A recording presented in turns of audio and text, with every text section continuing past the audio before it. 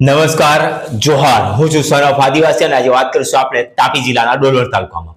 ડોલવણ તાલુકાના ઉમરવા ગામે જમીન ખનન અને માફિયાઓ ક્રિકેટ ગ્રાઉન્ડના નામ ઉપર ગેરકાયદેસર માટી ખનન કરી રહ્યા છે અને માટી વેચી રહ્યા છે, ચોરી રહ્યા છે.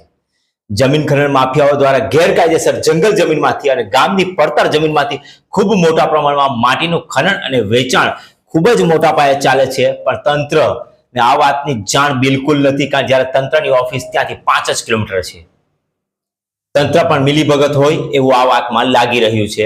તાપી જિલ્લાના ડોલવણ તાલુકામાં આવેલ ઉમરવાવ દૂર ગામે કેટલાક અસામાજિક તત્વો ભૂમાફિયાઓ દ્વારા જંગલ જમીન અને ગામની પડતર જમીનમાં કોઈ પણ પ્રકારની પરમિશન વગર ગેરકાયદેસર રીતે જમીન ખનન કરી અને માટીને સગે વગે કરી દેવાનો પોતાનો ધંધો આજની તારીખે પણ ચાલુ રાખ્યો છે.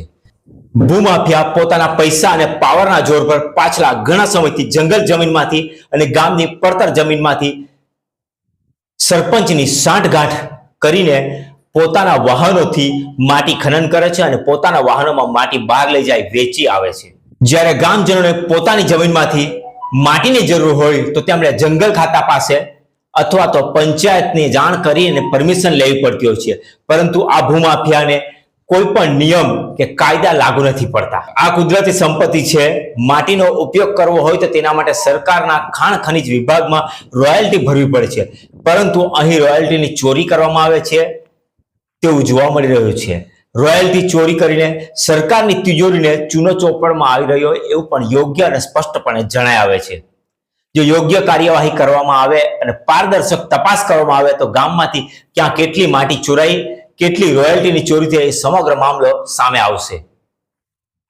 આ ભૂમાફિયાઓને પ્રશાસનનો બિલકુલ ડર નથી. સ્થળ તપાસ કરતા ચોંકાવનારો ખુલાસો થયો છે. ખરેખર જ ભૂમાફિયા દ્વારા માટી ખનન છે એ ખૂબ મોટા પાયે કરવામાં આવી રહ્યું છે. ક્રિકેટ ગ્રાઉન્ડ બનાવવાના નામ ઉપર જે ગામની પડતર જમીન ઉપર એમણે ખનન કર્યું છે અને ખનન જોઈને તમે પણ ચોંકી જશો કે ક્રિકેટ ગ્રાઉન્ડ તો દૂર, પણ ત્યાં માટી ખોદી કોતરો બનાવી દીધી છે અને ખનન રોકવામાં નહીં આવે તો આગલા સમયમાં ક્રિકેટ ગ્રાઉન્ડની જગ્યાએ તળાવ પણ બની જશે.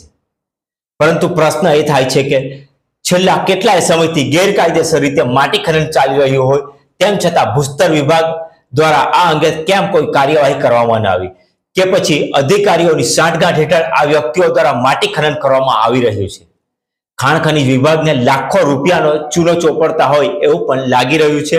તો શું વન વિભાગના અને ભૂસ્તર વિભાગના અધિકારીઓ આવા ભૂમાફિયા ઉપર લગામ લગાવશે કે વિકાસના નામ ઉપર આવું માટી ખનન ચલાવતા રહેશે?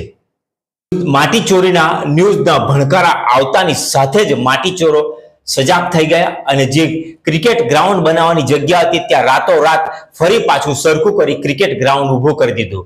પણ પ્રશ્ન ઊભો એ થાય છે કે ક્રિકેટ ગ્રાઉન્ડ સરખું કરી દેવાથી ત્યાં ચોરાયેલી માટીનો પ્રશ્ન હલ થતો નથી. મામલતદાર શ્રી ઊંડી તપાસ કરે અને યોગ્ય કાર્યવાહી કરે. જે પણ આ માટી ચોરીમાં સામેલ હોય, માટી ચોરી વેચવામાં સામેલ હોય, એના ઉપર કડક કાર્યવાહી કરવામાં આવે, એના ઉપર મસ્ત મોટો દંડ કરવામાં આવે, જેથી આગલા સમયમાં એક એવો દાખલો બેસશે કે આવનાર સમયમાં કોઈ પણ પરમિશન વગર માટી ચોરવાની હિમાકત નહીં કરશે.